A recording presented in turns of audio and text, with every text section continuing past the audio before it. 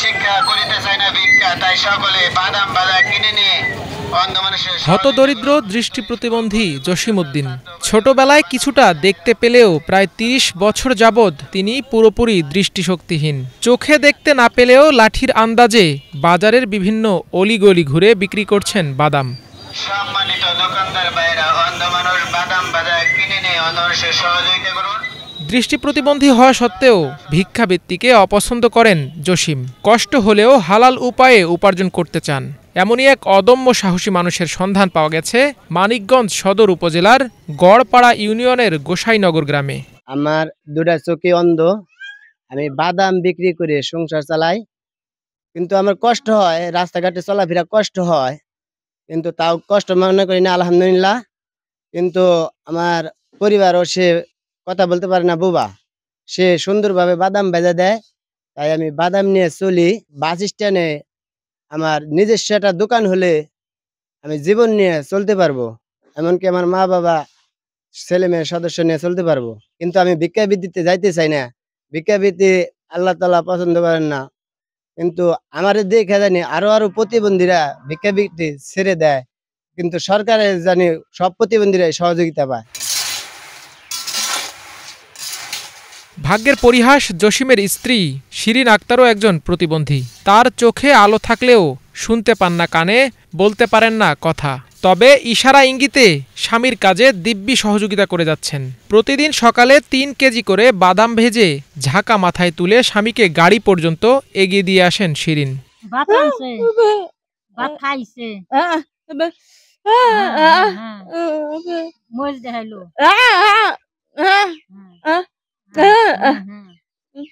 আদা রসুন আদা দেয়া রসুন দেয়া বাইটা কি জানি রামছে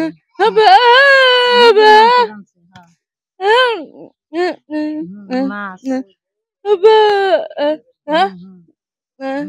মাছ বুইদা মাছ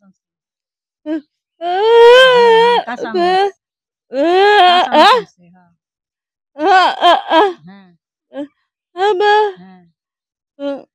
বাদাম বাজলো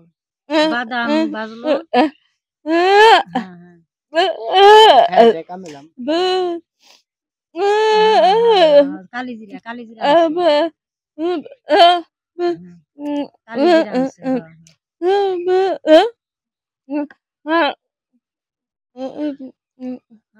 কপি রানছে কপি পাতা দিয়ে কপি দিয়ে গুইদা মাছ রানছে। জসিম শিরিন দম্পতির ঘরে 2 সন্তান।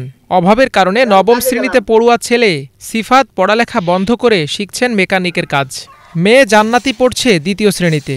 তবে সন্তানদের প্রত্যাশা তাদের বাবা একদিন দুনিয়ার আলো দেখবে। আমি গড়পাড়া স্কুলে ক্লাস 9 পড়ছি। লেখাপড়া করতে পারি না আমার আব্বার সমস্যার জন্য। আমার আব্বা টাকা পয়সা দিয়ে লেখাপড়া করতে পারে নাই। সরকারের কাছে আবেদন, সরকারে এগিয়ে এসে যদি আমার বাবার টাকা পয়সা দিয়ে এগিয়ে দিয়ে আমার বাবা জীবনে চলে দেখতে পারে, এটাই সবচেয়ে বড় আবেদন। জসিমের সাহসিকতা ও পরিশ্রম প্রিয়তার প্রশংসা করেন এলাকাবাসী। জসিম খুব ভালো মানুষ এবং দিনদারি মানুষ। সে ভিক্ষাবৃত্তি পছন্দ করে না, ঘৃণা করে। রাসূলুল্লাহ সাল্লাল্লাহু আলাইহি ওয়াসাল্লাম সেই হাদিস ফলো করে যে ভিক্ষাবৃত্তি সবচেয়ে নিকৃষ্ট কাজ। এই জন্য সে কর্ম করে খায়, বাদাম বেচা খায়। অনেকে খুশি করে 10 টাকার বাদাম কিনে 20 টাকা দেওয়া যায়, 30 টাকা দেওয়া যায়। খুশি হইয়া সবাই তার কাছে বাদাম কিনে। ভিক্ষাবৃত্তি ভাবে আসলে ভিক্ষা না করে যে সে কর্মস্থলে কর্ম সংস্থান খাইতেছে, এই শিক্ষা দেখে জানি অন্য আরো 10টা লোক জানি শিক্ষা গ্রহণ করতে পারে যে আসলে কর্মস্থানে যে কোনো যে ছোট ব্যবসায় হোক, সে যদি কর্ম করে খায় সেটাই ভালো। আমি আসর নামাজ পড়ে আসলাম, আসলে ওটা দেখে খুব মায়া লাগলো। যাওয়ার সময় দেখে গেছি, এই জন্য আমি ইচ্ছা করে 10টা টাকার বাদাম ওর কাছ থেকে কিনে নিয়েছি। খুব ভালো ছেলে এবং আমিও মাঝে মাঝে ওর কাছ থেকে বাদাম কিনে। 3 ভাই বোনের মধ্যে সবার বড় জসিম। তার চিকিৎসার জন্য বাবা দুদু মিয়াকে বিক্রি করতে হয়েছে মাথা গোজার ঠিকানা বাড়িটিও। তবুও সম্ভব হয়নি উন্নত চিকিৎসার। প্রতিদিন সন্ধ্যা পর্যন্ত শহরের বিভিন্ন এলাকা ঘুরে 200 টাকা আয় করে কোনোমতে টিকে আছে জসিমের সংসার। পরিবার ও স্বজনদের প্রত্যাশা, সরকার ও সমাজের বিত্তবানরা এগিয়ে আসলে সচ্ছলতা ফিরবে জসিমের সংসারে। ছোটবেলা থেকে এই চোখে দেখে না, আমি অনেক চিকিৎসা আমার সামর্থ্য যতটুকু চলছে অতটুকু আমি করছি। এখন বড় ধরনের চিকিৎসা আমি নিয়ে পারি না, টাকা পয়সা নাই, আমি গরিব মানুষ। ওরও 1 ছেলে 1 মেয়ে, বউ। বউটা তাও প্রতিবন্ধী আনছি আমি বোবা। তারে দেখিয়া বুঝিয়ে যা পারি তাই করি। আর বাদাম বেচে সংসারটা কোনো রকম ভাবে ডাইল ভাত খাইয়ে আর পোলাপান মানুষ করতেছে। আমাদের এই যে দেশের মানুষের যদি সবার একটু সাহায্য সহযোগিতা পাইতো, এরা যদি সবাই যদি সাহায্য করতো, তাইলে ও আর একটু ভালো চলা পারতো। আর এত দূর কষ্ট করতে হইতো না।